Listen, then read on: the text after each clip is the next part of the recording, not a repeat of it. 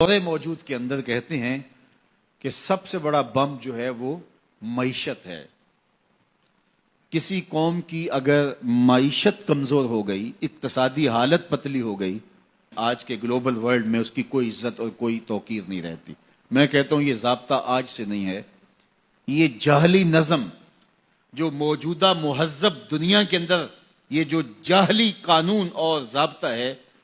یہ جاہلیت کے زمانے سے لے کے آج تک ہمیشہ کار فرما رہا ہے کہ جس کے پاس چار ٹگے ہوتے ہیں اس کی بات بھی غور سے سنی جاتی ہے،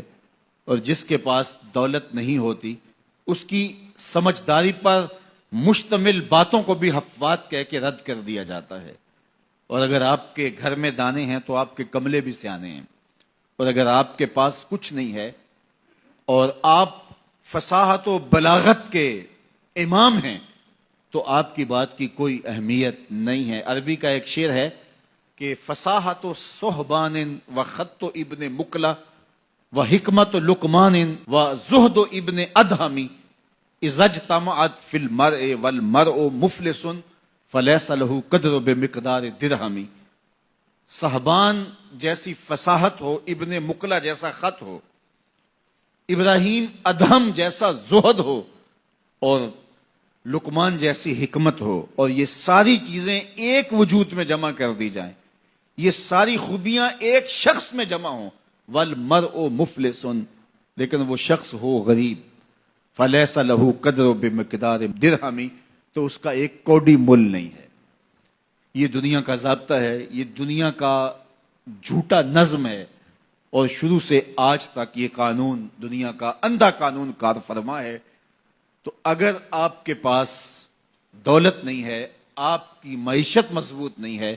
آپ اقتصادی حالت کمزور رکھتے ہیں، تو پھر نہ آپ کی بات سنی جائے گی اور نہ آپ کی کوئی توقیر ہوگی۔ اقوام عالم کے اندر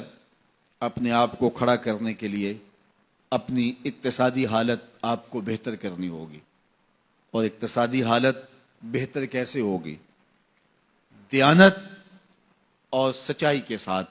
اگر آپ بڑھیں گے تو آپ کو رستے نصیب ہوتے چلے جائیں گے، اللہ آپ کی مدد کرے گا، اللہ آپ کی نصرت کرے گا۔ دیانت کے ساتھ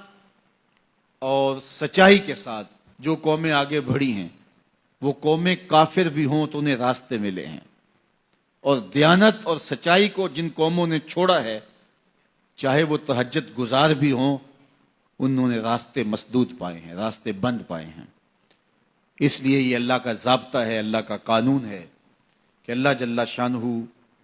اپنے طے شدہ اصولوں سے انحراف نہیں کرتا۔ تو اگر ہم چاہتے ہیں کہ ہم آگے بڑھیں تو ہم سب کو دیانت کے ساتھ، سچائی کے ساتھ آگے بڑھنا ہوگا۔ جن قوموں کے اندر خیانت آ جاتی ہے، وہ خیانت کسی بھی رنگ اور کسی بھی روپ میں ہو، وہ قومیں کبھی بھی آگے نہیں بڑھ سکتی، وہ قومیں پیچھے رہ جاتی ہیں۔ اور جو قومیں سچ کی بجائے جھوٹ کو فن سمجھ لیتی ہیں اور وتیرہ بنا لیتی ہیں، وہ قومیں بھی برباد ہو جاتی ہیں اور اپنی عزت کھو دیتی ہیں۔ آج دنیا کے اندر اگر ہم نے عزت کو حاصل کرنا ہے تو ہمیں دیانت اور سچ کو تھامنا پڑے گا۔ میں یہاں بیٹھ کے یہ بات کر رہا ہوں، میری بات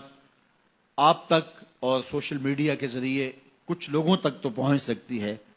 لیکن میں اس کے باوجود یہ بات اس لیے کر رہا ہوں، کم از کم جو میرے حصے کا کام ہے اس سے تو میں عہدہ برا ہو سکوں، اور آپ بھی اپنے حصے کے کام سے کبھی بھی غافل نہ ہوں۔ آج ایک مزدور جو 8 گھنٹے کام کرتا ہے، اس کے سر پہ مالک کھڑا نہ ہو تو وہ خیانت کرے، تو اسے سوچنا چاہیے کہ اس نے اللہ کو جواب دینا ہے، اور اس کی کمائی میں کبھی بھی برکت نہیں ہو سکتی۔ تو جو جہاں کھڑا ہے، چاہے وہ مزدور ہے، چاہے وہ سرمایہ دار ہے، تو اس کو خیانت اور